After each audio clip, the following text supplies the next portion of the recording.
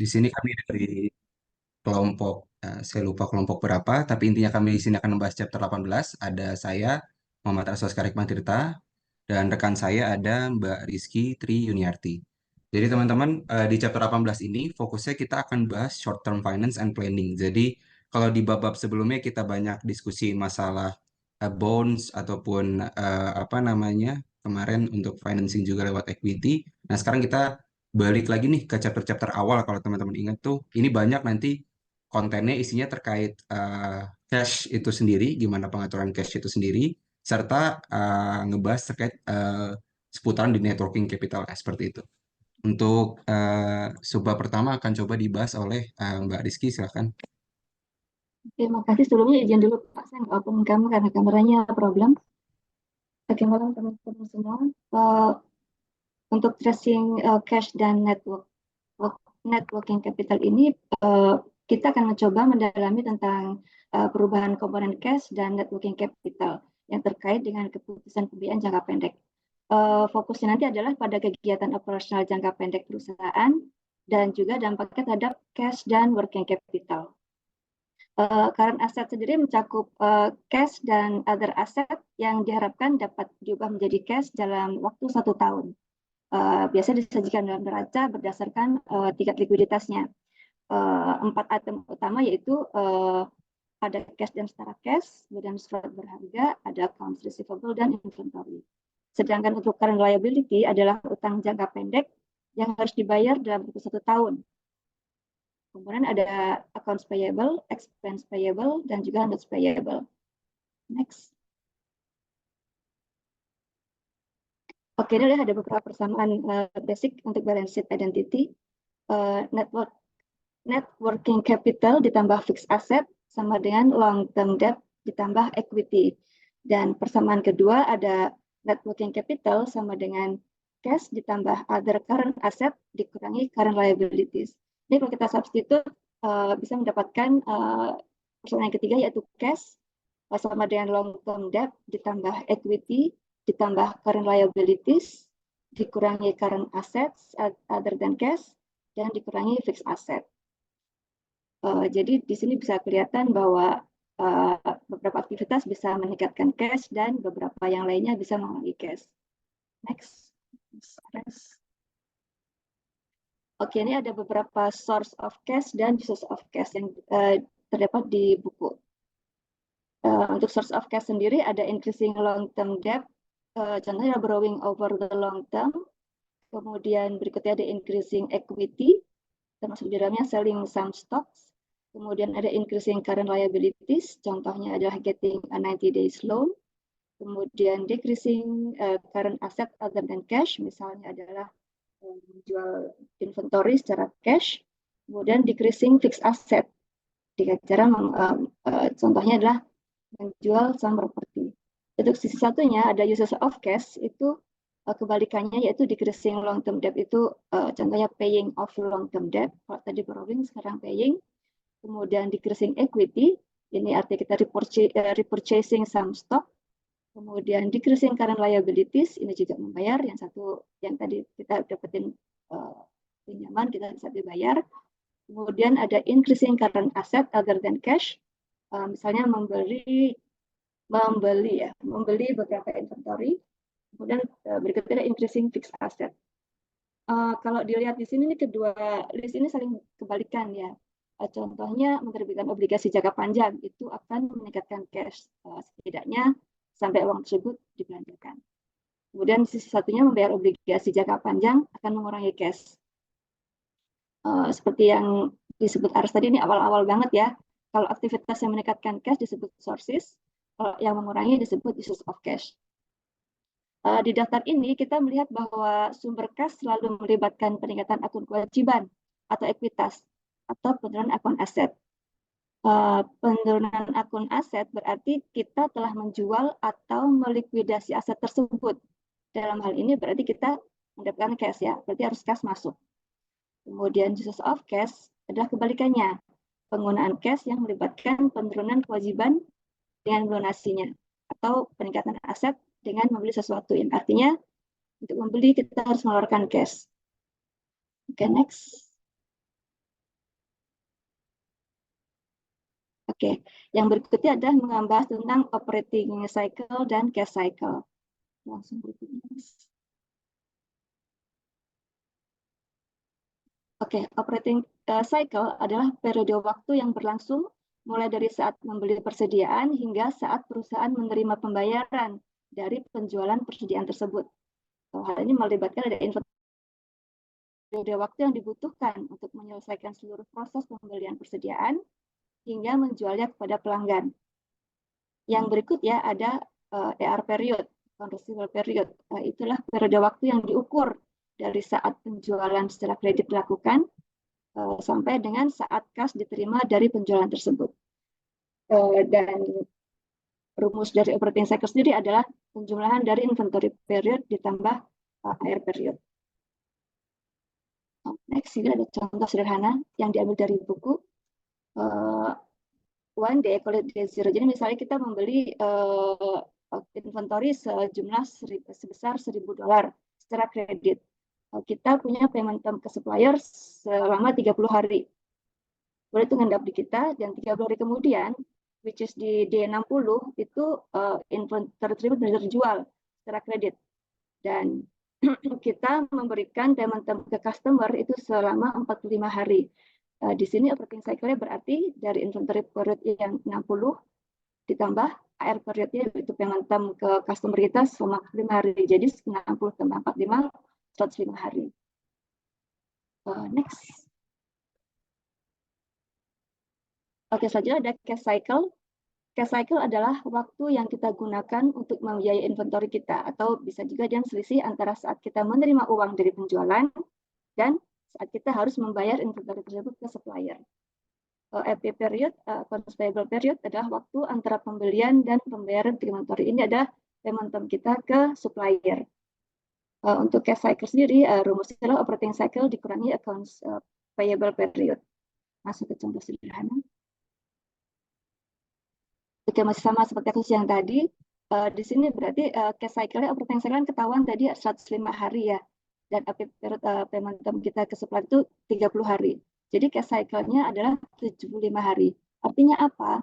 Berarti ada 75 hari di mana kita tuh harus mengatur pembayaran sebesar $1.000 karena kas yang dikeluarkan pada hari ke-30 itu belum kembali sampai nanti di hari ke-105. Jadi perusahaan juga harus memastikan ada cukup dana untuk menutupi pengeluaran sampai dengan pendapatan dari penjualan diterima. Ini lebih jelasnya di slide berikutnya. Oke, ini di sini kelihatannya dari inventory purchase sampai dengan inventory sold yang terjual itu disebut inventory period yang warna biru. Kemudian waktu dari mulai inventory sold sampai dengan kita menerima pembayaran dari customer disebut account receivable period. Untuk yang merah itu cash cycle, yaitu dari mulai inventory purchase sampai dengan kita membayar ke supplier itu disebut accounts payable period. Dan dari cash kita bayar ke supplier sampai kita terima payment dari customer disebut cash cycle. Dan seluruh dari perjalanan dari inventory purchase sampai dengan kita terima payment dari customer itulah yang disebut operating cycle. Itu mungkin ada berikutnya ada contoh yang mungkin enggak lebih sederhana. Jadi kalau di buku itu diketahui ada inventory beginningnya 2.000, ini dalam ribuan jadi 2 juta dan ending balance-nya 3 juta. Berarti average-nya adalah 2.500.000 dan accounts receivable beginningnya 1.600, endingnya 2.000, average-nya 1.800. Untuk accounts payable diketahui beginningnya 750 dan endingnya 1.000, jadi average-nya 875. Dari kasus juga diketahui bahwa net sales-nya adalah 11.500, ini secara kredit ya.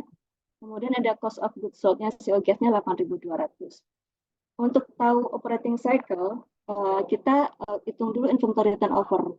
Itu rasio yang mengukur seberapa sering persediaan barang suatu perusahaan dijual dan diganti dalam periode tertentu. Rumusnya adalah COGS dibagi average inventory. Bisa di situ didapat 3,28 kali. Dan inventory periodnya bisa diketahui dari 365 dibagi dengan inventory turnover. Di hasil perhitungan menghasilkan 111 hari. Di sisi receivable turnover, itu rumusnya adalah credit sales dibagi average AR, yaitu 11.500.000 dibagi dengan 1,8 juta. Hasilnya 6,9 kali. Untuk receivable period itu sama dengan yang inventory period, 365 hari dibagi dengan receivable turnover. Diketahui dapat 57 hari. Jadi operating cycle-nya adalah penjumlahan dari 111 ya, inventory period ditambah receivable period, yaitu 168 hari. Next. Oke, ini untuk cash cycle masih dengan angka yang sama. Untuk cash cycle kita berhubungan dengan accounts payable karena kita ngitung dari saat kita membayar ke supplier. Untuk payable turnover-nya, rumusnya adalah COGS dibagi average payable, yaitu 8,2 juta dibagi 875.000, hasilnya 9,37 kali. Dan payable period-nya ketemu sebesar 39 hari, yaitu dari 395 dibagi payable turnover. Cash cycle-nya 168 operating period tadi dikurangi 39 hari, yaitu 129 hari. Jadi contoh ini menunjukkan bahwa cash cycle itu bergantung pada inventory period, AR period, dan accounts payable period. Cash cycle akan meningkat seiring dengan bertambahnya inventory period dan AR period. Dan cash cycle akan berkurang jika perusahaan dapat menunda pembayaran atau memperpanjang epi period. Ini fungsi nanti di finance untuk nego untuk memperpanjang payment term gitu ya. Langsung next. Oke, ini mungkin informasi sedikit people involved in managing customer lagi current asset dan current liabilities di satu perusahaan ya. Untuk informasi aja. Jadi ada total manager, ada cash manager, dia tanggung jawab untuk collection, concentration, disbursement, short-term investment, short-term borrowing, banking relation. Ini berhubungan dengan nantinya akan ke masalah cash, marketable securities, short-term loans. Yang berikutnya credit manager, dia bertanggung jawab untuk monitor dan control of accounts receivable, juga credit policy decisions. Ini berhubungan dengan akun receivable. Marketing manager juga terlibat, yaitu dia harus monitor juga credit policy decisions. Karena memang biasanya ini berhubungan erat nih antara marketing manager dan credit manager. Karena yang berhubungan langsung dengan customer kan marketing manager. Jadi yang bisa nego mengenai payment term. Dia berhubungan dengan accounts receivable. Purchasing manager dia bertanggung jawab untuk decision about purchases, suppliers, dan bahkan dia bisa negotiate tentang payment term. Kita ke suppliers ini ya, untuk dengan nanti cash cycles. Ini berhubungan dengan inventory dan accounts payable. Production manager, setting up production schedules and materials requirement. Ini berhubungan dengan inventory dan accounts payable. Berikutnya ada payables managers, yaitu bertanggung jawab untuk decisions about payment policies and about whether to take discounts. Ini berhubungan dengan accounts account payables. Dan ada controller, yaitu bertanggung jawab tentang informasi about cash flows, reconciliation of accounts payable, application of payments to accounts receivable. Ini berhubungan dengan akun nanti accounts receivable dan accounts payable. Oke, selanjutnya mungkin Mas Ares. Oke, teman-teman, saya akan melanjutkan pembahasannya. Sekarang kita akan coba masuk ke sebab ketiga, yaitu some aspect of short-term financial policy. Jadi, tadi kan baru disinggung-singgung tuh masalah source of cash, use of cash. Sekarang kita mulai sesuai judul short-term financial. Nah, kita mulai bahas nih terkait short-term financialnya. Jadi ada kebijakan nih terkait pembiayaan secara short-term. Jadi kalau teman-teman apa namanya eh, ingat ya, kalau long term financial itu kan berarti jangka panjang yang kita pakai itu long term debt atau equity. Cuma kalau short term ini kalau di apa namanya laporan keuangan itu di sisi yang kanan di atas yang namanya current liabilities. Nah, jadi ntar fokus short term ini adalah untuk nyocokin nih CA sama CL-nya kayak gitu. Nah, yang mempengaruhi short term ini dia ada dua policy yang biasanya apa namanya dikenal di short term financial policy. Jadi ada ekstrim kiri, ada ekstrim kanan gitu. Dia ada dua aspek yang menjadi concern dari short term financial policy. Yang pertama itu the size of the firm's investment in current asset. Jadi intinya seberapa banyak current asset, seberapa besar perusahaan tersebut menginvestasikan aset ya pada current asset gitu. Jadi konservatif itu adalah firm yang akan maintain current asset to sales yang itu yang relatif tinggi. Sedangkan kalau restrictive atau aggressive policy, dia firm itu akan maintain current assetnya yang relatif rendah. Kenapa sih yang apa namanya konservatif ini dia maintain current asetnya tinggi gitu. Jadi kenapa disebut konservatif atau fleksibel? Itu tuh karena perusahaan akan maintain current aset tinggi biar kayak dia akan merasa tenang dengan dia punya banyak cadangan kas. Tapi kalau agresif, itu current asetnya biasanya relatif rendah karena kasnya tuh diputar terus gitu. Prosnya memang artinya kan kas yang dikelola itu produktif untuk diinvestasikan ke yang lain, tapi memang consnya bisa jadi ada cash out ataupun kalau karena aset nggak cuma cash ya, bisa juga inventory, bisa jadi juga stock out semacam itu. Makanya itulah istilahnya kenapa disebut antara konservatif dan agresif. Selain di current asset, ini juga dari aspek current asset ya, ada juga dari aspek the financing of current asset. Kalau fleksibel atau konservatif, firm ini akan lebih banyak menggunakan proporsi long term debt dibandingkan short term debt untuk financing current asetnya. Sedangkan agresif policy firm ini akan fokus untuk menggunakan proporsi short term debt dibandingkan long term debt untuk financing current asset. Implikasinya apa sih teman-teman? Nah, implikasinya kalau misalkan fleksibel ini atau konservatif, tadi kan kalau fleksibel current asetnya tinggi, short term debt-nya rendah. Implikasinya net working capitalnya bakal tinggi. Artinya kan current asetnya tinggi, CL-nya rendah, CA kurangi CL, net working capital adalah CA kurangi CL, uh, NWC-nya akhirnya tinggi. Dengan NWC tinggi itu menandakan, oh firm ini liquid. Bagus, apakah bagus apa enggak? Bisa dibilang bagus, artinya secara jangka pendek perusahaan tersebut bisa membayar utang-utang ataupun menjaga kalau ada risiko-risiko tertentu lah, unpredictable, misalkan harus bayar apa dan segala macam gitu. Cuma cons-nya itu tadi, padahal duit tersebut masih bisa, current aset tersebut masih bisa dikelola untuk di hal-hal lain ya. Makanya tadi ada policy yang satu lagi namanya restriktif atau agresif. Firm ini apa namanya biasanya itu karena asetnya relatif rendah dengan short term DP yang lebih tinggi sehingga NWC-nya itu relatif lebih rendah. Artinya firm tersebut akhirnya itu kurang liquid. Nah, seperti itu. Nah, ini lagi dijelasin tadi nge-breakdown tadi ya aspek dari investment in current asset itu seperti apa. Jadi kalau fleksibel itu dia itu balance of cash dan marketable securities itu gede. Makanya akhirnya karena asetnya gede juga. Juga ada large investment inventory sama dia itu granting liberal credit terms. Jadi maksudnya eh untuk penjualan dia secara kredit tuh bisa jor-joran gitu. Ini kan sebenarnya salah satu strategi marketing ya. Maksudnya arahnya kemana sih dengan kita konservatif tuh sebenarnya ada untungnya juga karena dengan misalkan nih AR-nya kita punya kebijakan untuk ninggiin AR. Maksudnya ya kalau misalkan emang konsumen mau beli dengan kredit ya monggo. Itu kan sebenarnya menarik secara marketing ya. Maksudnya oh bisa nih beli barang di perusahaan ini dengan kredit gitu. Cuman ya tadi sebenarnya kan ya selain konservatif, selain aman juga, cuma satu sisi dengan tadi apa namanya kreditnya banyak, ada resiko gagal bayar juga.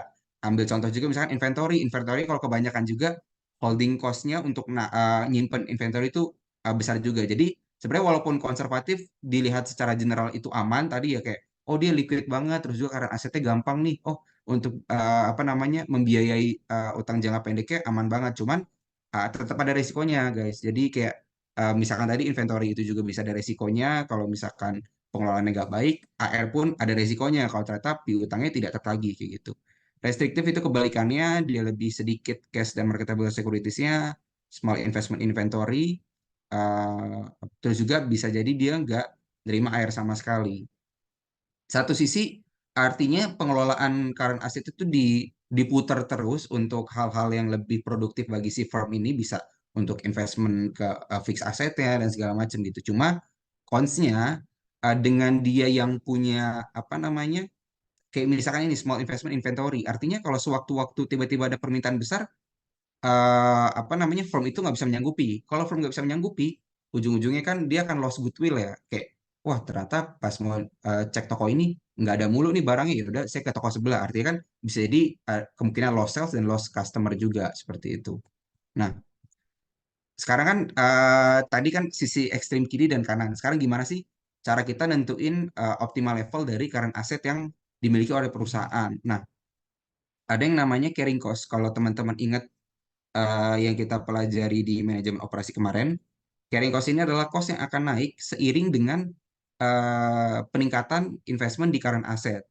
Jadi sederhananya teman-teman, contohnya itu holding cost. Kalau teman-teman ingat di manajemen operasi, kayak semakin banyak inventory yang kita miliki, artinya kan akan semakin banyak eh, cost untuk kita mengelola inventory tersebut biar biar rapi, terus juga pengelolaannya baik, terus kalau misalnya mau ngambil barang itu cepat segala macam gitu. Makanya carrying cost ini adalah dia variable cost yang akan naik juga seiring dengan inventory-nya naik atau current asset-nya naik seperti itu. Atau juga apa namanya opportunity cost kayak tadi saya jelasin. Kenapa ada opportunity cost di sini? Current asset itu kan ada cash, ada inventory. Misalkan perusahaan ini ngambil kebijakan, ya udah deh investment di current asetnya tinggi dengan cara cashnya tinggi.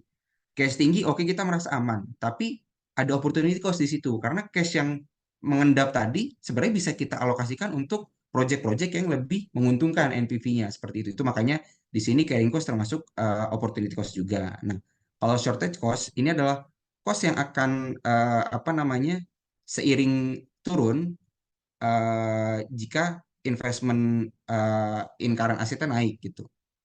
Itu tuh misalkan contohnya adalah trading atau order cost, yaitu cost setiap mau order inventory, sama kayak kemarin dijelasin di manajemen operasi, serta ada istilah juga cost related to lack of safety and reserve, yaitu cost yang disebabkan karena uh, kita kehilangan penjualan, kita apa namanya kehilangan customer dan segala macam seperti itu. Nah, untuk determining optimal levelnya ini sama kayak kalau teman-teman ingat pas kita belajar pengantar ekonomi. Nah, jadi untuk menemukan titik optimum, kita harus ketemu nih equilibrium dari kedua apa namanya titik cost tersebut gitu. Tadi kan seperti penjelasan yang saya berikan bahwa carrying cost ini akan naik seiring dengan current assetnya naik.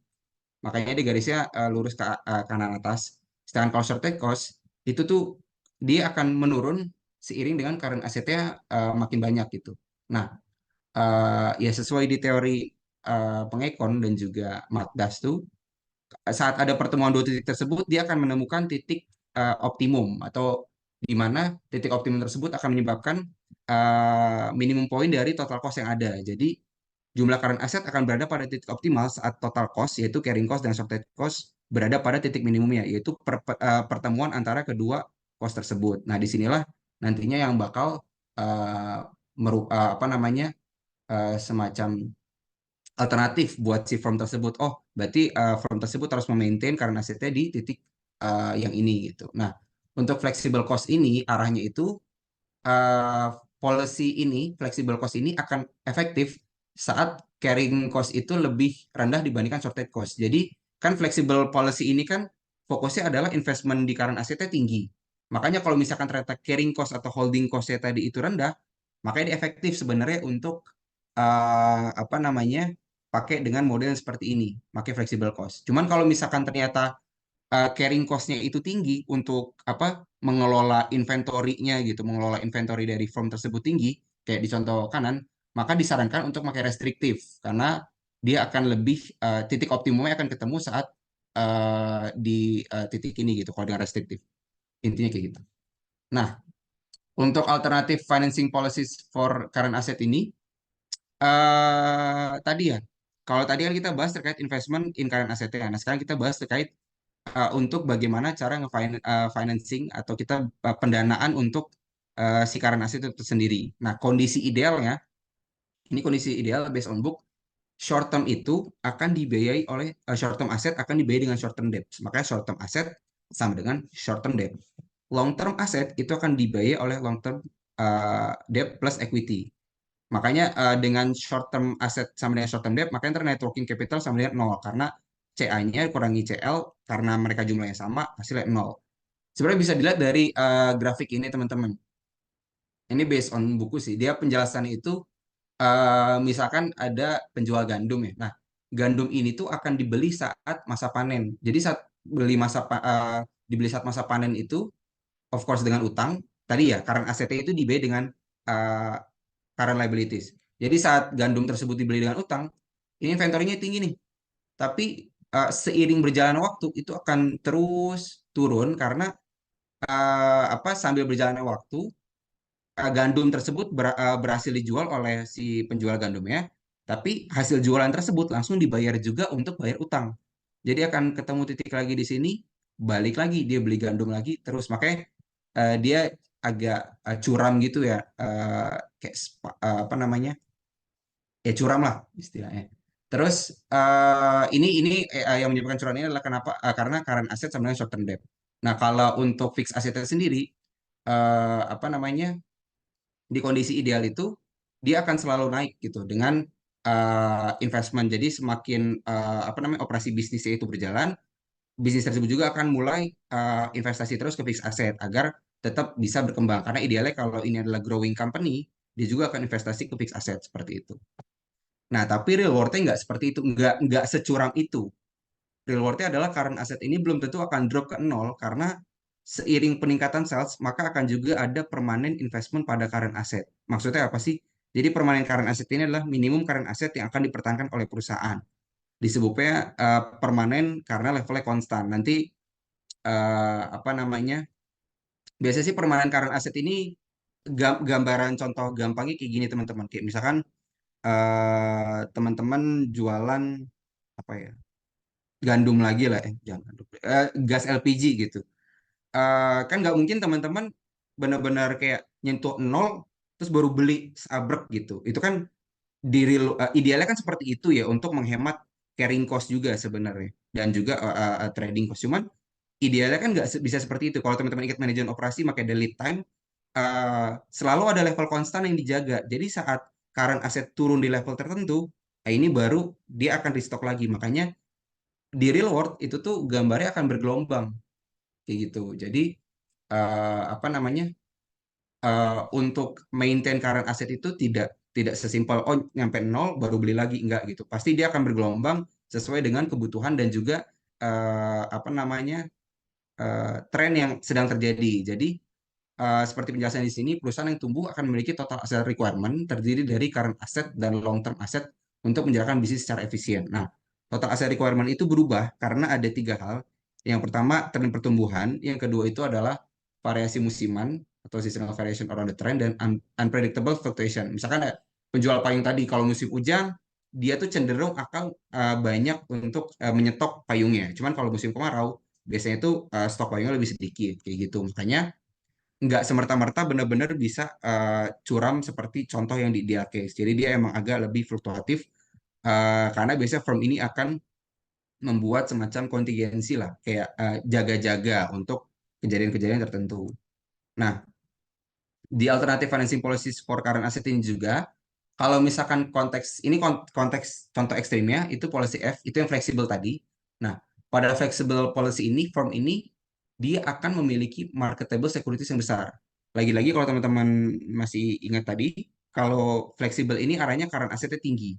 Nah, karena current asetnya tinggi, di konteks ini dia ngejelasin current asetnya itu mostly akan di-turn menjadi marketable securities gitu.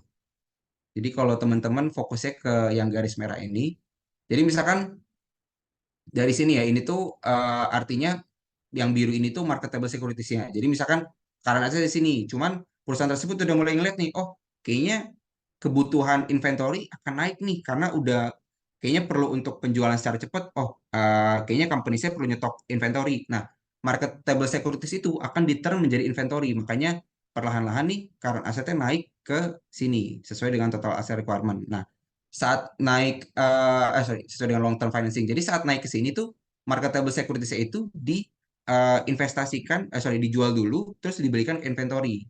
Nanti once inventory-nya udah mulai kejual lagi dan kita terima cash, cash itu akan apa namanya, diubah lagi oleh firm tersebut menjadi marketable securities. Jadi flow-nya seperti itu. Nah, pada konteks apa namanya, flexible policy ini untuk memfinance short asetnya tadi, memfinance inventory-nya, dia tuh pakai internal. jadi nggak pakai short term debt sama sekali, tapi pakai short term aset itu sendiri. Jadi untuk dia membiayai inventory yang perlu dia beli, yaitu dengan jual marketable securities, dibeli inventory. Kalau ini udah mulai turun, dijual lagi untuk beli marketable. Makanya di sini teman-teman dia nggak lewat garis biru ini karena emang nggak ada short term debt yang diperlukan oleh policy F. Lain hal dengan policy R. Di policy R ini konteksnya benar-benar ekstrim kanan. Dia tuh nggak punya cash reserve sama sekali.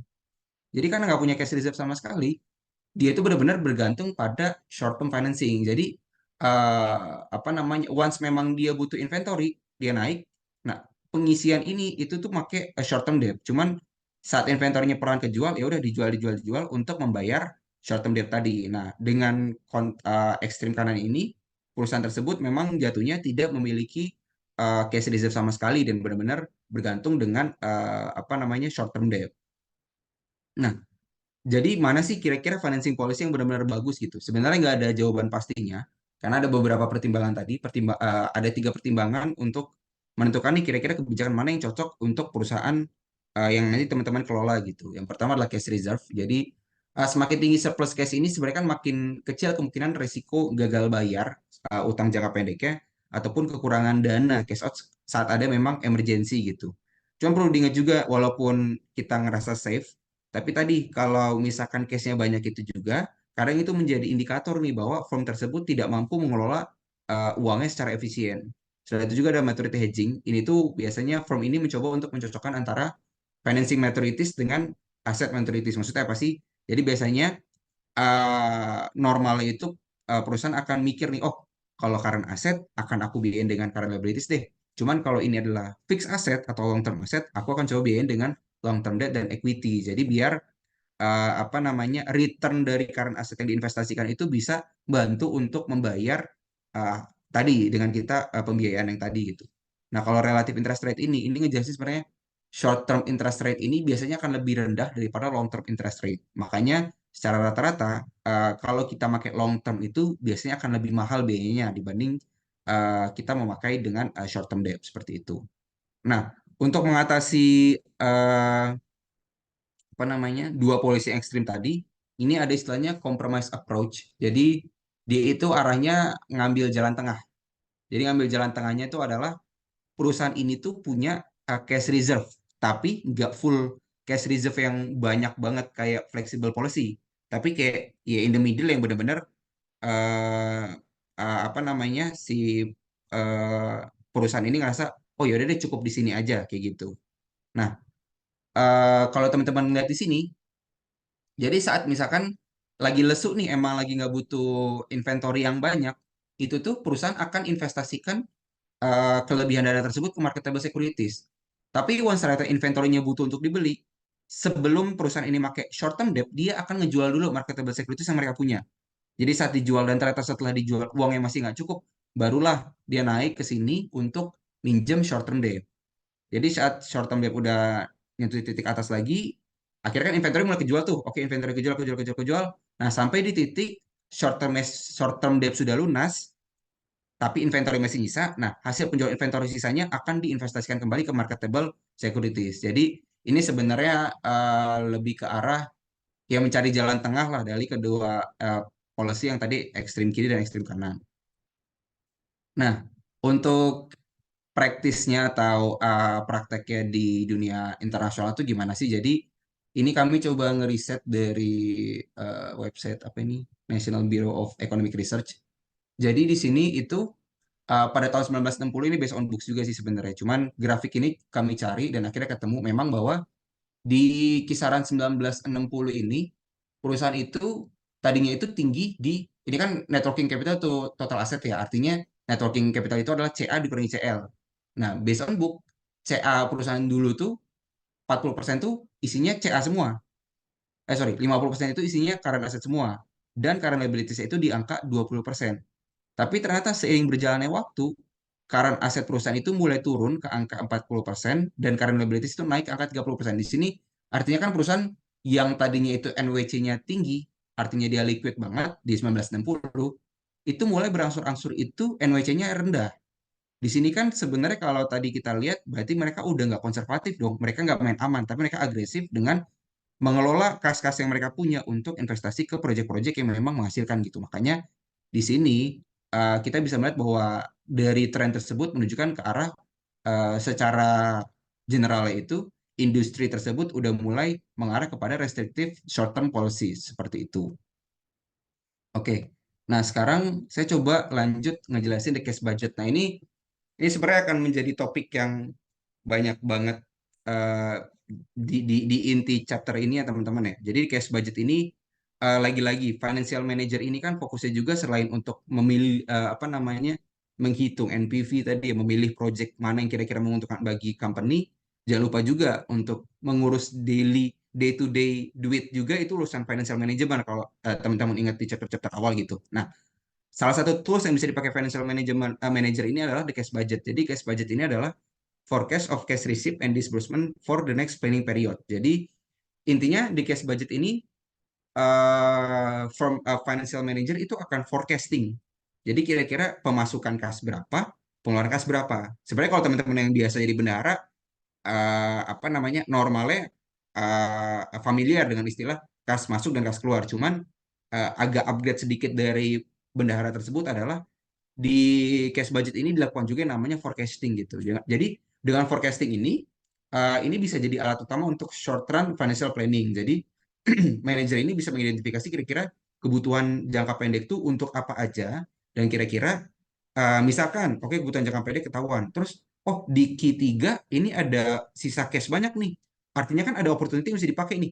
Oh sisa cash ini kita beliin apa ya? Nah, itu tuh bisa ketemu saat uh, financial manager itu buat cash budget gitu. Jadi tapi itu konteksnya kalau ada cash yang lebih. Tapi ada konteks juga kalau misalkan financial manager kalkulasi forecast tiba-tiba ngeliat oh ada cash yang kurang nih, kira-kira defisit nih di kuartal keempat. Dengan defisit kuartal keempat, financial manager nih udah bisa proyeksi, oh saya akan menghutang di Q3 untuk membiayai nanti biar nggak defisit di Q4 seperti itu. Jadi apa namanya? Ya ini cara cara financial manager untuk forecasting lah. Nanti ujung-ujungnya sebenarnya simpel, hasilnya adalah cash surplus atau cash deficit. Nah, untuk membuat cash budget ini, jadi yang pertama itu adalah sales and cash collection. Jadi financial manager itu akan forecasting dulu kira-kira penjualannya ini untuk di tahun tersebut dengan dibagi kuartal. Ini asumsinya satu kuartal itu 90 hari, dibagi 4 kuartal kira-kira penjualan itu seperti apa sih? Nah, di sini based on books itu ada 200, 300, 250 dan 400. Nah, di sini asumsinya beginning receivable Fantoys ini adalah $120. Pantau ini has a 40 day receivable. Itu 40 day receivable gimana sih? Jadi teman-teman kalau misalkan kita ngelihat timeline satu kuartal Q1 itu ada 90 hari. Nah, maksudnya 45 days receivable ini anggaplah mulai dari hari ke-0 sampai hari ke-90 gitu. Penjualan 45 hari pertama karena 45 days receivable itu akan dilunasi oleh para pelanggan di 45 hari setelahnya. Karena 45 hari ketemu 45 hari artinya kan 45 hari pertama itu masih akan terlunasi di kuartal yang sama. Itu aman banget. Tapi penjualan 45 hari setelahnya itu tuh akan masuk ke kuartal kedua dengan teori dengan skema 45 day receivable ini. Jadi istilahnya dengan konsep 45 days receivable artinya setengah dari sales yang ada saat ini itu akan dikolek duitnya di kuartal yang sama, tapi setengah lagi itu akan dikolek di kuartal selanjutnya. Makanya cash collection ini rumusnya bisa dengan rumus beginning AR plus setengah kali sales. Tapi teman-teman perlu notice juga rumus ini berlaku hanya untuk 45 day. Nanti kalau untuk apa namanya konteks day receivable yang lain akan saya jelaskan pakai Excel. Jadi bacanya gimana sih ini kayak gini teman-teman ini kan awal receivable-nya 120, salesnya 200. Cash collection-nya 220 ini didapat dari ya udah 120 ini asumsinya itu adalah receivable dari Q4 tahun sebelumnya. Makanya masuk ke sini atau setengah penjualan dari tahun sebelumnya dari kuartal sebelumnya pakai 120. Nah, 100 dari penjualan Q1 ini itu bisa dikolek di kuartal yang sama. Makanya jadinya 100 ditambah 120, 220 yang bisa dikolek. Sisanya receivable berapa yang belum belum terkolek oleh perusahaan di kuartal tersebut adalah 100. 100 ini akan kebawa lagi ke beginning receivable selanjutnya. dan selanjutnya gitu. Jadi nanti ditemukan lagi 200 ending receivable di Q4 yang akan kebawa di Q1 tahun berikutnya seperti itu. Nah, dengan rumus ini juga itu bisa dilihat bahwa ending receivable-nya itu setara dengan setengah kali sales. Ini pasti. Jadi karena dengan 45 day receivable ya, catatan lagi ya. Jadi kan rumusnya beginning receivable ditambah sell dikurangi collection itu adalah ending receivable. Nah, kita lihat bahwa ternyata 100 ini tuh setara dengan setengah kali sales. Yaitu ya tadi karena lagi-lagi receivable di akhir itu adalah receivable yang belum terkolek dan sesuai penjelasan tadi yang belum terkolek adalah setengah dari kuartal yang bersangkutan, makanya dipindah ke kuartal selanjutnya. Lalu ada namanya cash outflow atau cash disbursement atau cash payment, bebas lah. Ini artinya pembayaran kas gitu. Nah, kas ini biasa pengeluaran kas. Pengeluaran kas ini biasa digunakan buat apa aja sih? Jadi ada 4 di sini kategori utama pengeluaran kas tersebut dilakukan. Yang pertama ada payment of account payable, jadi untuk pembayaran barang atau jasa pada supplier. Jadi biasanya untuk raw material atau untuk inventory. Cash itu biasanya digunakan untuk bayar raw material atau inventory tersebut. Ada juga untuk wages, taxes, and other expense. Ini seluruh expense yang menggunakan cash untuk dibutuhkan untuk menjalankan bisnis gitu. Jadi istilahnya operating expense lah yang benar-benar operating expense ini fokusnya untuk ya bayar bisnis gitu.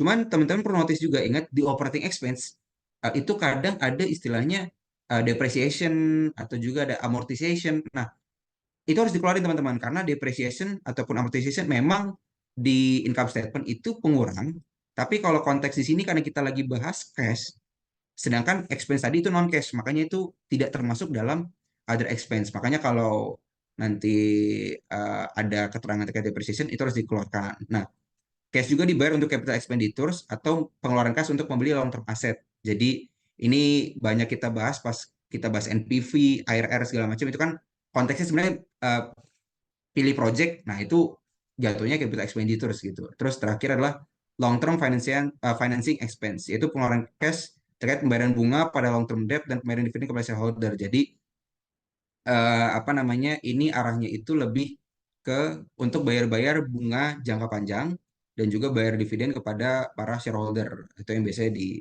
ya di ekuitas ya gitu. Nah, kalau teman-teman notice juga sebenarnya kan sebenarnya ya ini tuh kalau teman-teman kategoriin dengan balik ke teori akuntansi itu apa namanya? Aduh, lupa lagi. Apa sih? Statement of cash flow. Statement of cash flow. Jadi kalau yang atas ini, dua atas ini jatuhnya masuknya ke operating.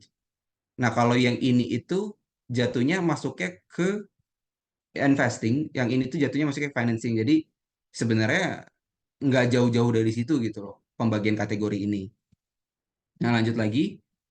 Balik lagi dengan konteks Fantois tadi, cash outflow ini dia cukup sederhana. Yang diketahui itu misalkan payment of account payable itu sebesar 60% dari sales, terus wages, taxes, and other expenses 20% dari sales, interest dan dividend itu saya porto 20. Pada Q2, ekspansi pabrik dengan biaya sebesar 100. Nah, kalau dimasukin ke tabel, akhirnya ketemulah seperti ini. Kalau total cash disbursement setiap kuartalnya. Nah, dari angka tersebut, tadi ingat hasil dari cash budget adalah ya kalau nggak surplus, defisit.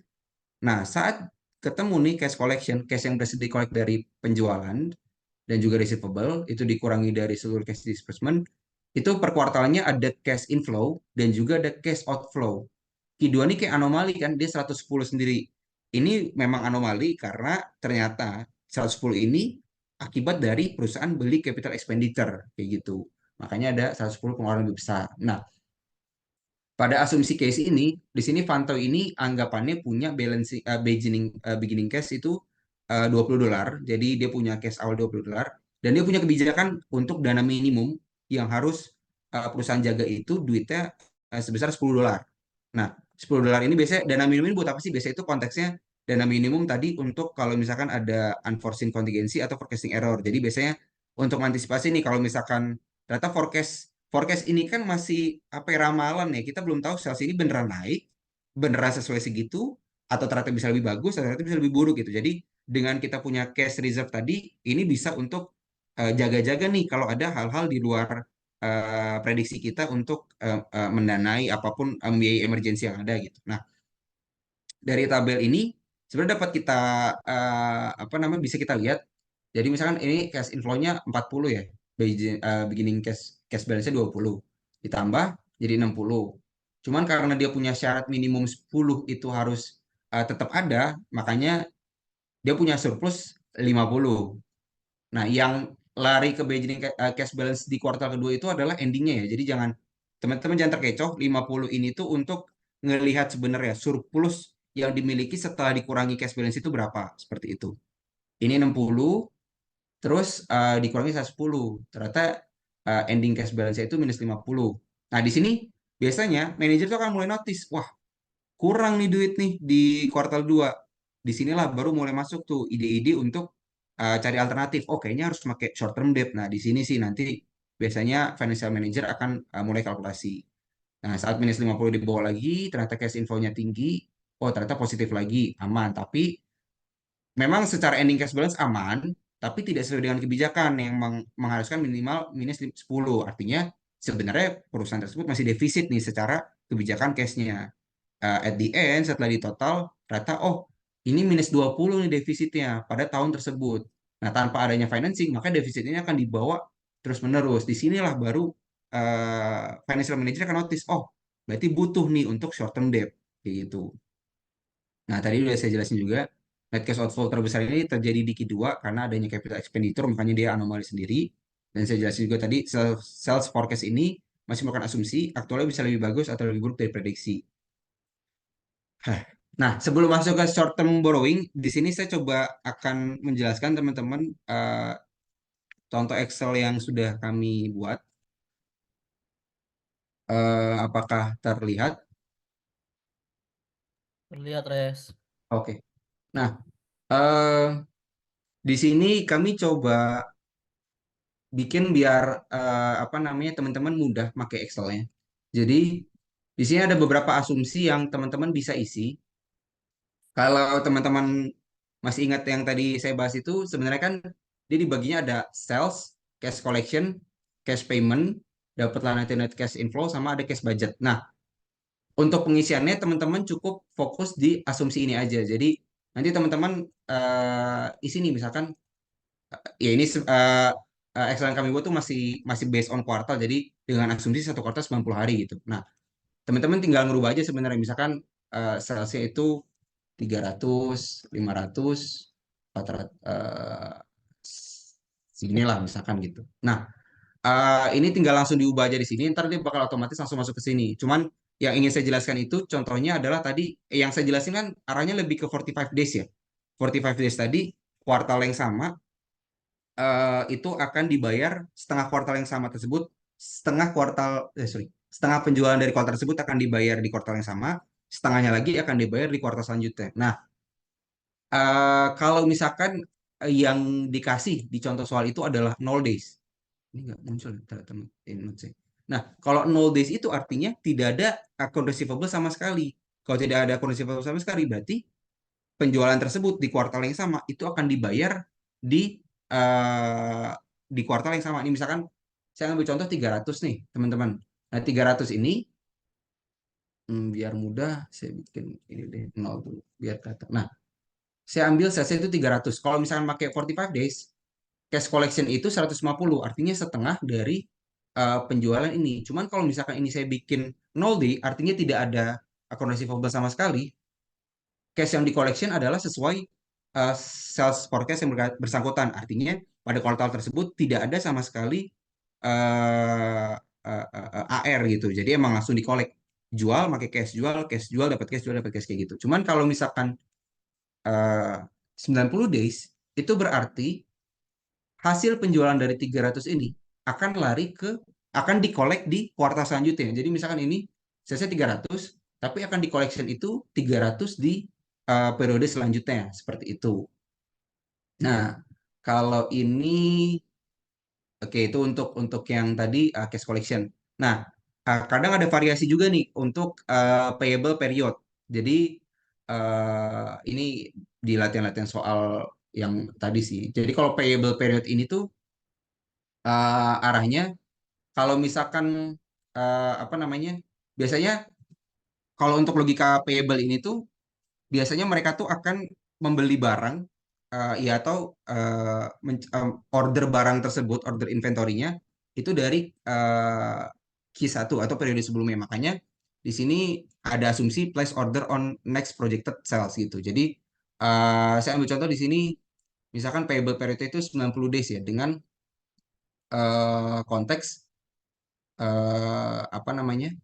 Di sini 300 juga salesnya. Nah, kalau teman-teman notice dari payment of account payable ya, saat konteksnya itu 90 days, ini pun sama gitu. Jadi 90 days ini arahnya bahwa nanti payable itu akan dibayar di kuartal selanjutnya. Tapi kalau misalkan eh, nol, itu 300 hasil pembelian ini akan dibayar di kuartal yang bersangkutan. Jadi sebenarnya logikanya sama kayak period collection period, tapi bedanya ini dari sisi payable period gitu. Oke, lanjut lagi. Hmm, ini nanti kalau untuk cash budgetnya teman-teman bisa masukin juga kira-kira beginning cash balance-nya berapa, minimum cash balance-nya berapa. Ntar yang di ini saya bahas di subbab akhir. Jadi kalau based on contoh soal tadi ya teman-teman, sebentar. Kalau based on contoh soal tadi, ini itu 200, 500, 150, 400, dengan ini awal 120. Nah, apa namanya? Ntar dia ujung-ujungnya akan menghasilkan angka yang sama sih teman-teman. Jadi kalau misalkan teman-teman masukin angka yang sama, kalau teman-teman ingat tadi, dia arahnya adalah di kumulatif defisitnya itu di angka 20. Seperti itu. Jadi, eh ya ini sebenarnya tools aja sih kalau teman-teman mau pakai. Oke, itu untuk pembahasan cash budget. Untuk short borrowing akan coba dijelaskan oleh Mbak Kiki. Oke, thank you, Ares.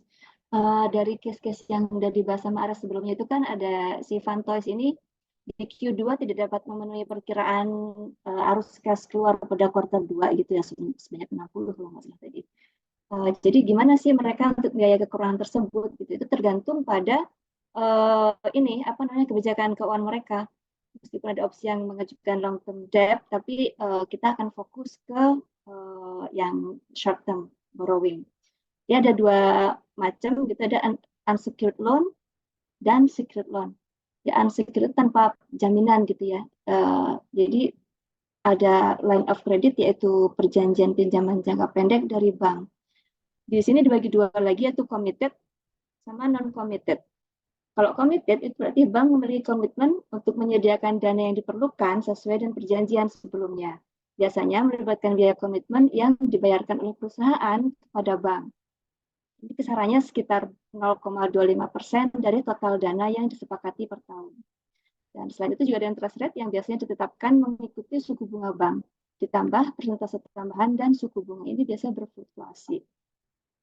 Yang built-in non komitmen yaitu pengaturan informal yang memungkinkan perusahaan meminjam hingga batas yang telah ditentukan sebelumnya tanpa melalui proses administrasi yang normal, aneh sih normal ya, yang legal gitu ya. Jadi kayak penggunaan kartu kredit biasa aja gitu, kita selama kita masih bisa within our credit limit, kita bisa pinjam gitu. Kemudian yang berikutnya ada revolving credit arrangement, itu hampir sama dengan line credit, itu tapi masa berlakunya itu lebih lama, yaitu 2 tahun atau lebih. Next.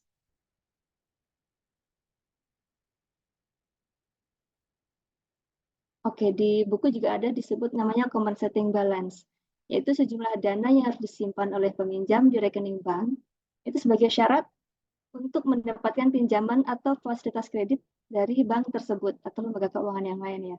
Biasanya besarannya merupakan persentase tertentu dari jumlah pinjaman yang diberikan. Biasanya sih antara 2 sampai 5% dari jumlah yang dipinjam. Si compensating balance ini tidak mengurangi jumlah pinjaman sebenarnya ya, cuman dia akan mengurangi jumlah dana yang efektif yang tersedia untuk digunakan oleh si peminjam. Jadi misalnya pinjaman yang disetujui itu misalnya berapa ya? 10.000 deh yang gampang. Dengan syarat saldo kompensasi sebesar 2%. Jadi ada 200 yang diendapkan gitu. Jadi yang dana efektif yang bisa dipakai oleh si peminjam itu hanya sebesar 9.800. Kemudian berikutnya ada cost of compensation balance, yaitu biaya tambahan yang ditanggung oleh peminjam karena harus meminjam sejumlah dana di bank dalam rekening dengan bunga rendah atau bahkan tanpa bunga sebagai syarat untuk mendapatkan pinjaman. Biaya ini pada dasarnya meningkatkan suku bunga efektif yang dibayar oleh peminjam. Nanti akan ada contoh hitung-hitungannya, tapi saya bahas yang terakhir, yaitu letter of credit, yaitu dokumen yang dikeluarkan oleh bank atas permintaan pembeli yang memberikan jaminan kepada penjual bahwa pembayaran akan dilakukan sesuai dengan persyaratan yang disepakati. Jadi biasanya LC ini digunakan untuk perdagangan internasional. Jadi prosesnya nanti si bank penerbit LC akan membayar kepada penjual setelah semua dokumen yang sesuai diserahkan dan diverifikasi gitu, sesuai dengan ketentuan yang berlaku gitu ya. Jadi CLC ini bisa bersifat revocable dan irrevocable. Tapi umumnya sih yang dipakai yang irrevocable karena kan lebih apa sih security lah ya, lebih aman gitu dan bagi si dua belah pihak. Oke, mungkin untuk cost of compensation balance bisa dijelasin Prof. Hitung-hitungannya contohnya. Siap. Oke, nah untuk compensating balance ini tadi yang dijelasin Mbak QQ, kadang kan kita nggak, misalkan cuma butuh $54 di sini konteksnya, tapi ada 10% compensating balance gitu. Kita tuh butuh untuk nerima 54.000. Tapi kalau kita minjem 54.000 pasti nggak akan dapat segini karena ada compensating balance tadi, ada apa namanya balance yang emang harus diendapkan seperti itu. Nah, ini sebenarnya perhitungannya simpel sih teman-teman. Jadi di sini kan quoted interest rate ini adalah 16%. Nah, di sini karena kita butuh 54.000 dan diharuskan adanya 10% compensating balance, maka nanti dana, oh nggak kelihatan nih gambarnya ya. Oke, ntar saya pakai Excel aja deh. Oke, saya pakai Excel aja.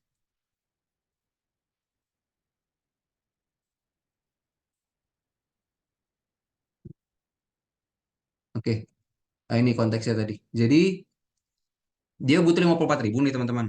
Nah, yang dipinjam itu nggak semerta-merta 54.000 karena ada 10.000 dana yang diendapkan. Jadi nanti dia cuman akhirnya dia tuh harus minjem 60.000 karena nanti 6.000 sisanya itu emang harus diendapkan dan nggak bisa ditarik.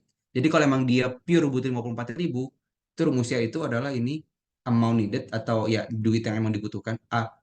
Duit yang akan dipinjam itu sama dengan duit yang dibutuhkan dikali dengan 100 per 100 minus compensating balance. Jadi ntar kalau dihitung sesuai rumus ini ketemulah, oh kalau emang dia butuh 54.000 berarti dia harus minjem 60.000. Nah, quoted interest rate ini tadi kalau di soal itu simple dia 16%. Nah, dari 16% ini sebenarnya kan nanti ujung-ujungnya ditanya nih, efektif interest rate itu berapa sih? Gitu kira-kira rate yang efektif itu berapa? Sorry.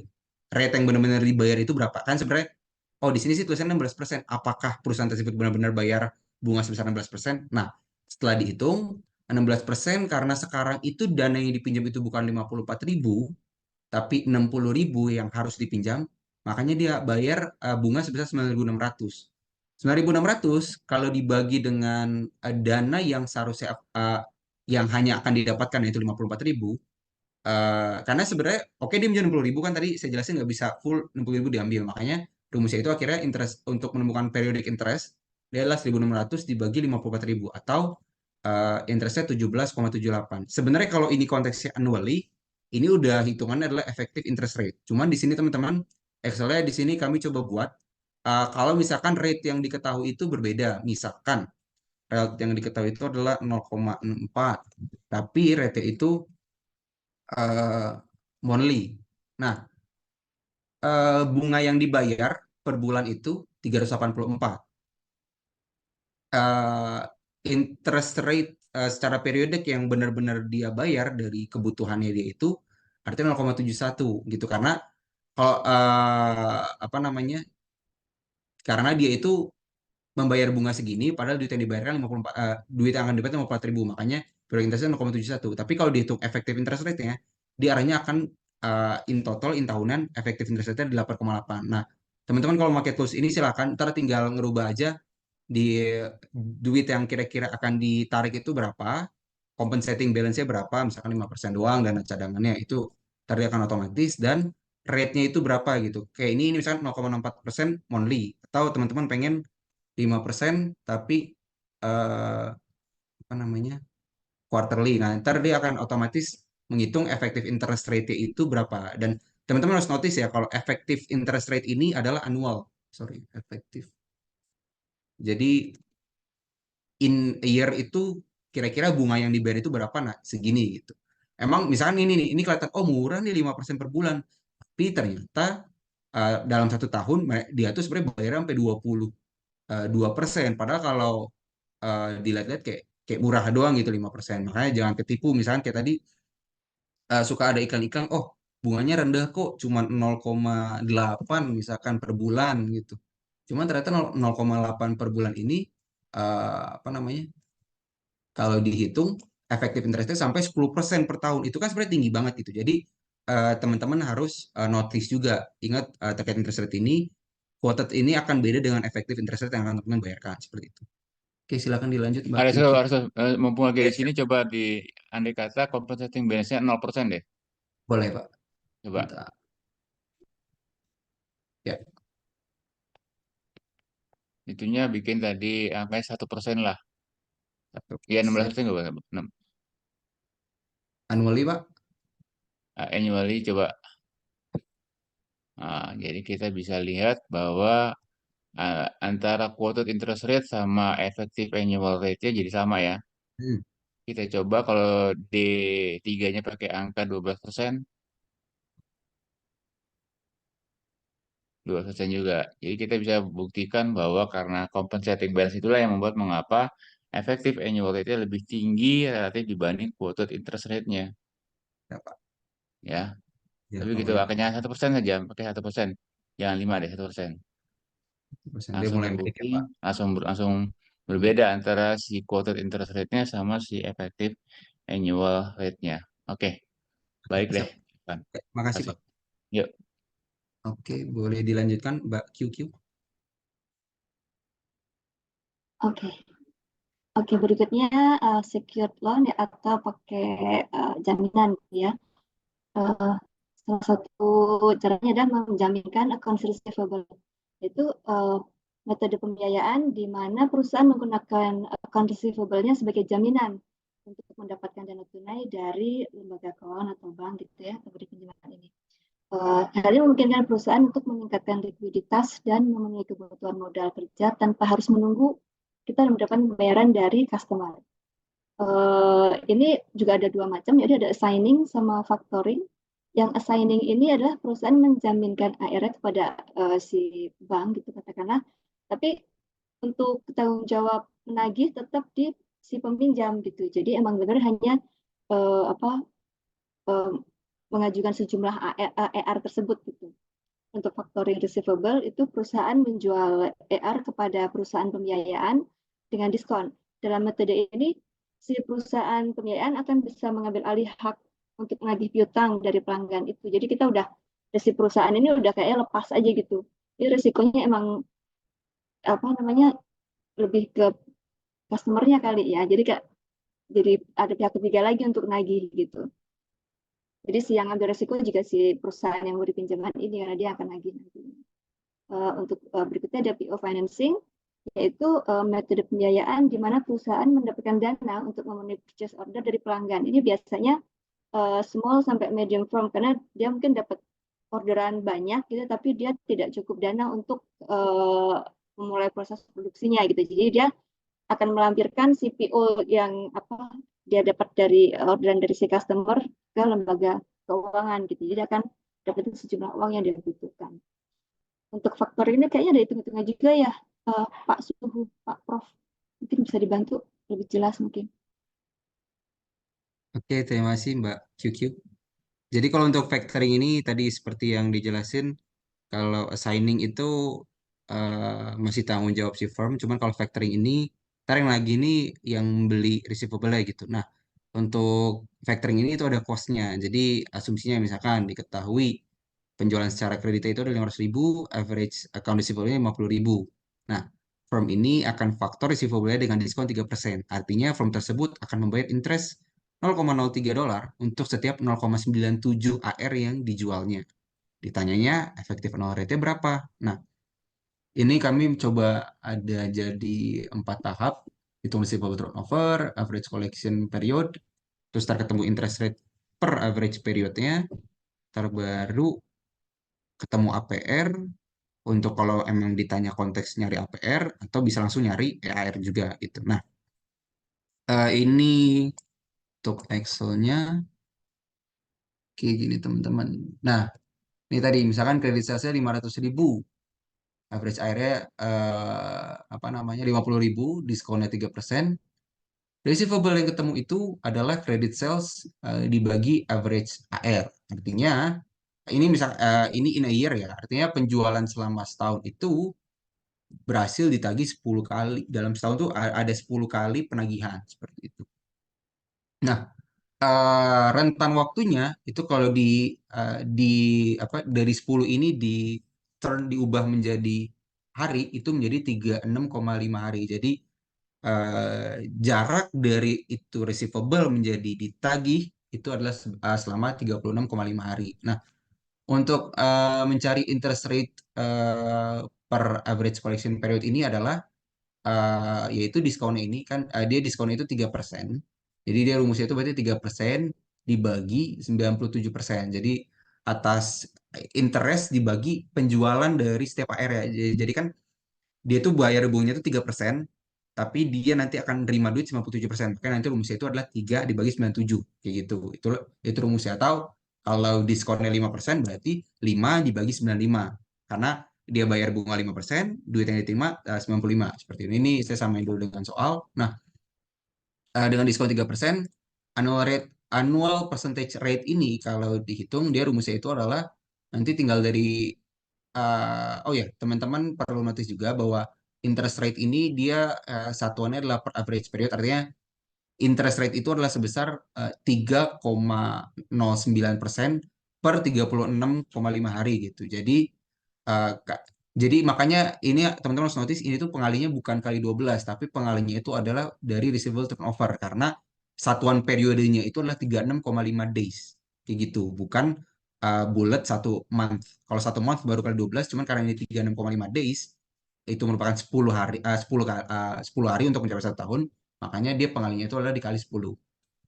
Pun sama dengan EAR. EAR ini rate-nya itu pakai interest rate tadi, dia kan R itu maksudnya satu plus rate di pangkat M dikurangi satu. M-nya ini ingat bukan 12, tapi receivable turnover. Karena periode, lagi-lagi ya, periode yang dipakai itu adalah per 36,5. Nah, teman-teman silakan kalau mau ngotak-atik, ini bisa disesuaikan, misalkan 1 juta.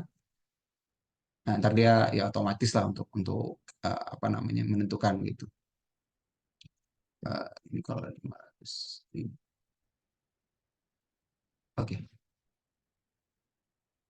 oke Mbak Kiki, silahkan. Siap.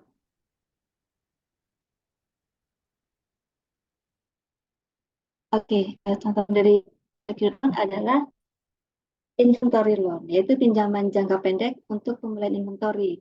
Dia ada 3 tipe. Ada blanket inventory loan, yaitu gadai yang mencakup seluruh persediaan perusahaan.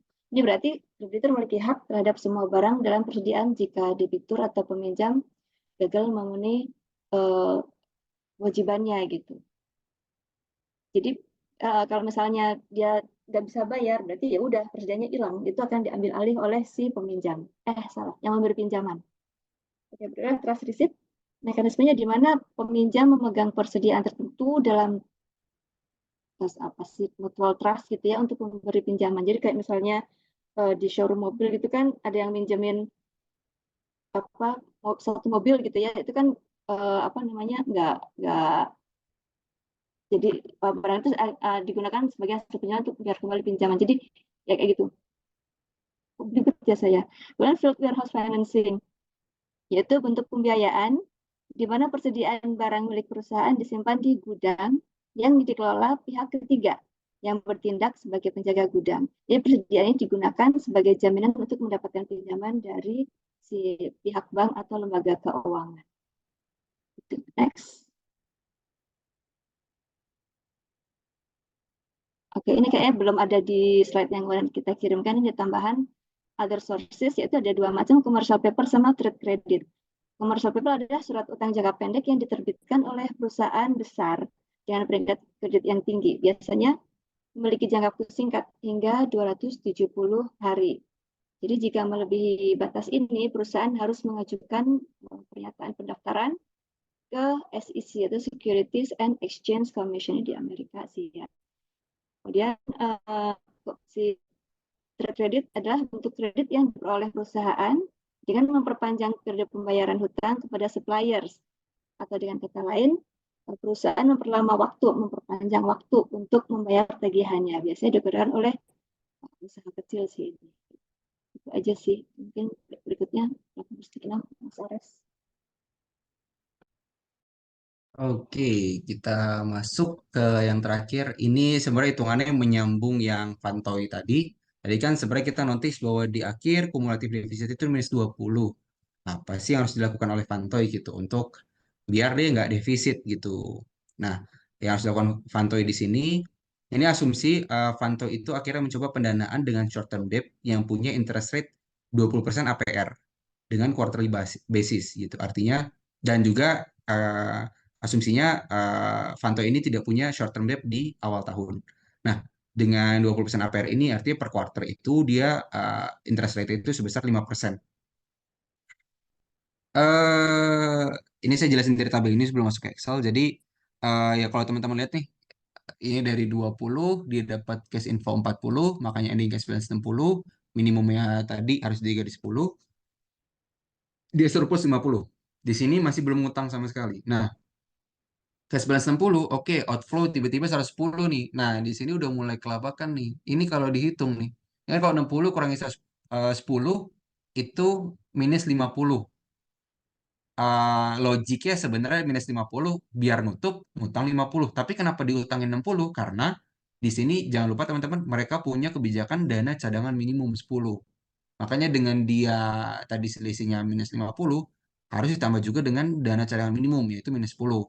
Makanya akhirnya dia ngutang 60. Nah, nanti saat dihitung akhirnya nggak ada defisit dan nggak ada surplus karena uangnya pas ngepas banget gitu secara kebijakan cashnya. Nah, ending short term debt di sini akhirnya ketemulah di angka 60.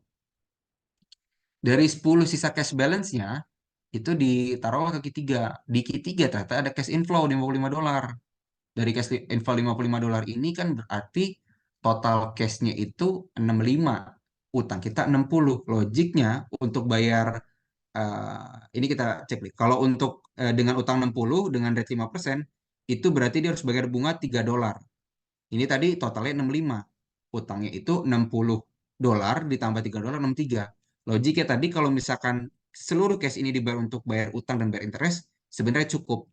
Tapi lagi-lagi teman-teman, dia itu punya kebijakan untuk nahan cash $10. Makanya akhirnya $3 untuk dibayar bunga, baru sisanya berarti 65 dikurangi 3, 62. Sisanya itu disimpan dulu untuk cash balance yaitu $10, baru sisanya dibayar buat bayar short term debt tadi.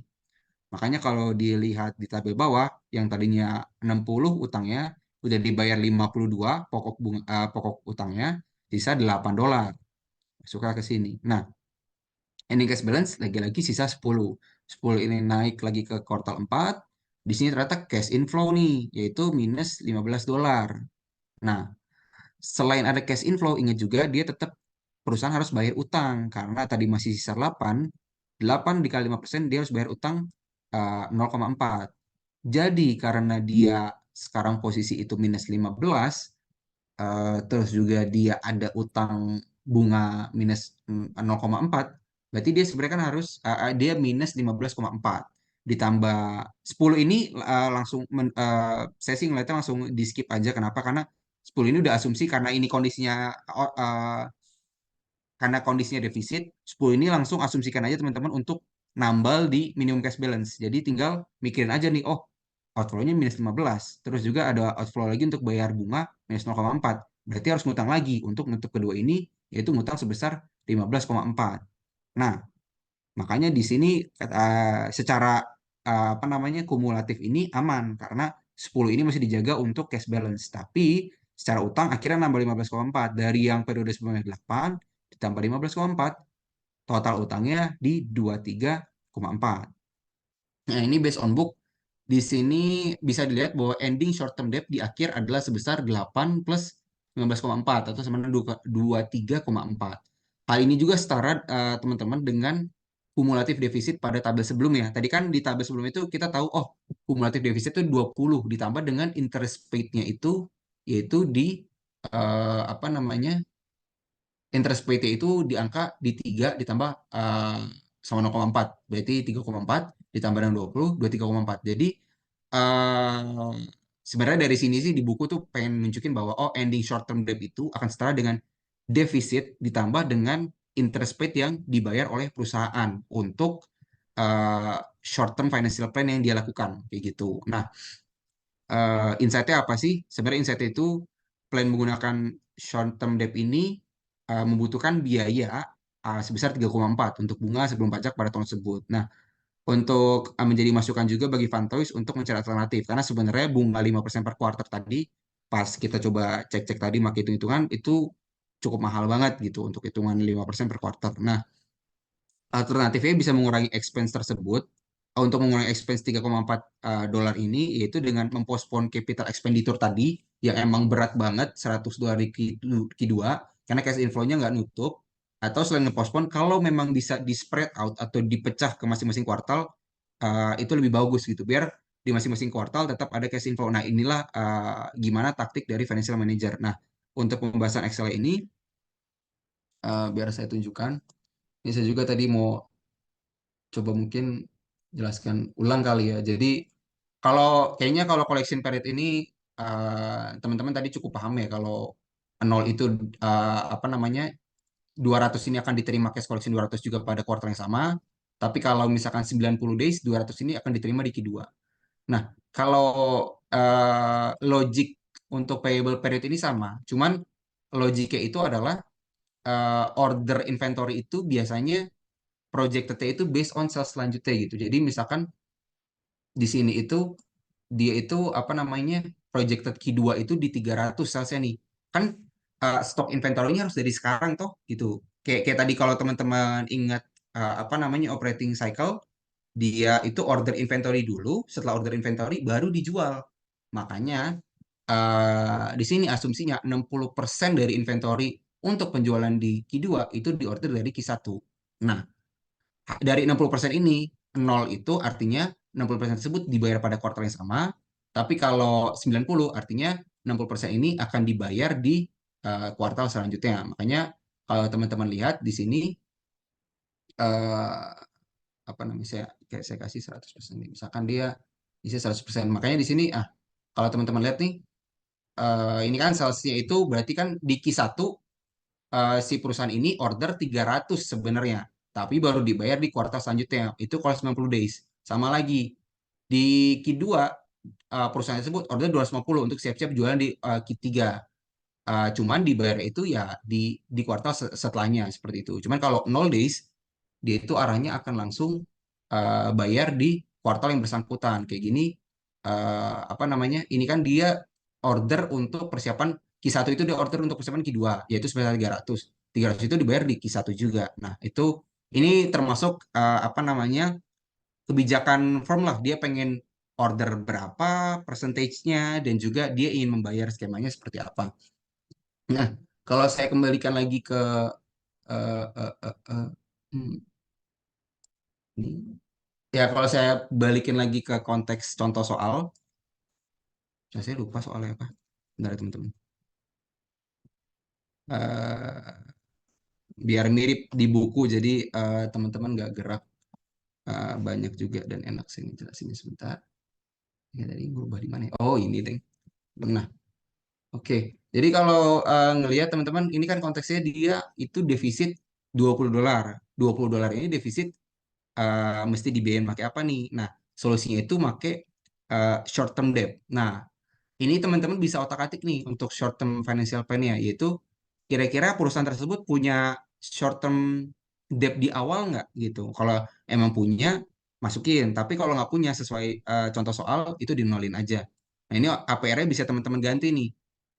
APR-nya itu 20% kan tadi kan. Kalau misalkan ternyata bunganya lebih rendah, bisa disesuaikan juga kayak gitu. Nah, Nanti dia akan langsung masuk otomatis ini teman-teman, based on rumus. Jadi kalau teman-teman emang pengen coba simulasi, cukup otak-atiknya di sini aja yang kuning. Nah, ntar ini dia akan langsung otomatis ngitung. Makanya seperti yang saya jelasin tadi, di sini pokoknya perbedaannya sama ini apa sih? Di sini kan kita bisa lihat ya, kalau di sini selalu ada defisit gitu. Nah, dengan short term debt ini diharapkan memang udah nggak ada defisit lagi, karena seluruh defisitnya akan dikompensate dengan dia ngutang, dan bisa dilihat hasil akhirnya dia akan dengan skema short term debt seperti ini, biaya untuk short term financial plan ini adalah sebesar 3,4 dolar dalam bentuk bunga yang harus emang dia bayar kayak gitu. Ntar pokoknya teman-teman tinggal input aja karena ini udah based on rumus. Jadi ya seperti itu. Sekian dari kelompok kami, kurang lebihnya mohon maaf. Eh, ya, terima kasih. Terima kasih banyak Resto dan Kiki atas presentasinya yang sangat detail dan sangat menjelaskan. Jadi, sebentar.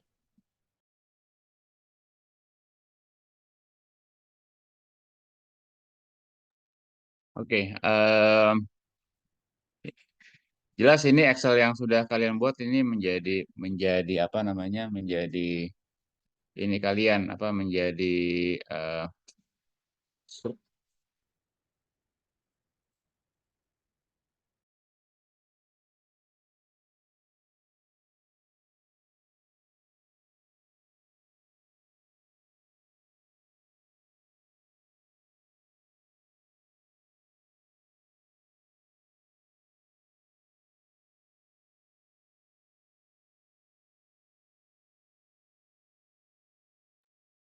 Oke, ya. Jadi sudah sangat jelas semuanya tadi dari ilustrasi Excel-nya sangat bermanfaat. Nah, tinggal teman-teman yang lain silakan dipelajari dengan baik apa namanya logik berpikirnya dari awal sekali. Kalau angka-angka tersebut sudah sama dengan angka yang di buku, tinggal dicoba-coba menggunakan soal-soal yang lain di buku. Banyak sekali soal-soal yang bisa dicoba kan kira-kira gitu. Dan kemudian nanti kalian bisa berlatih secara manual. Nanti bandingkan antara versi Excel ini dengan versi manual kalian. Kalau masih salah-salah, bisa dicari tahu ini letak salahnya di mana gitu. Jadi sekali lagi apa yang sudah Aresto siapkan ini sudah sangat-sangat baik.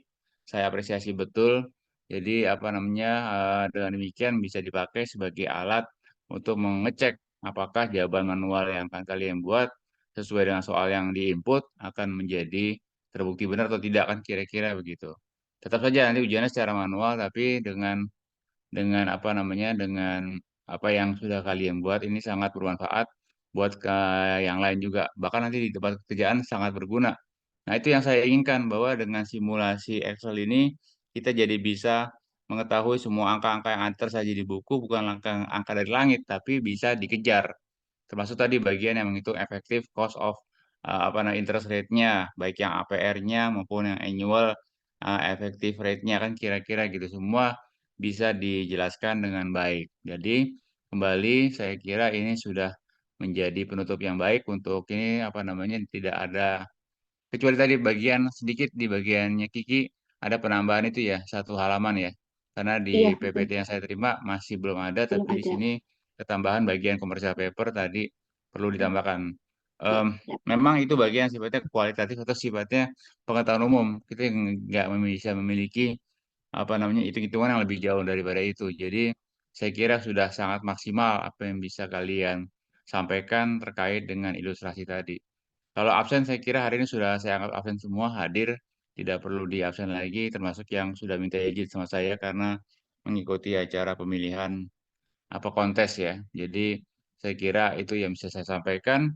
Berarti kita terakhir kuliah sekali lagi tanggal 25 ya, tanggal 25 jam 8 pagi mumpung nggak terlalu siang supaya masih fresh lah sebagai kuliah penutup kita kan kira-kira begitu. Di situ kita akan sampai kepada dua tema yaitu tentang air management dan inventory management. Ya, saya kira itu dari saya. Terima kasih banyak atas presentasi dan kehadiran semuanya. Sampai bertemu lagi pada kuliah kita pada hari Sabtu yang akan datang. Wassalamualaikum warahmatullahi wabarakatuh. Waalaikumsalam. Waalaikumsalam Terima kasih, Pak. warahmatullahi wabarakatuh. Terima Makasih, kasih, Pak. Pak. Sama-sama.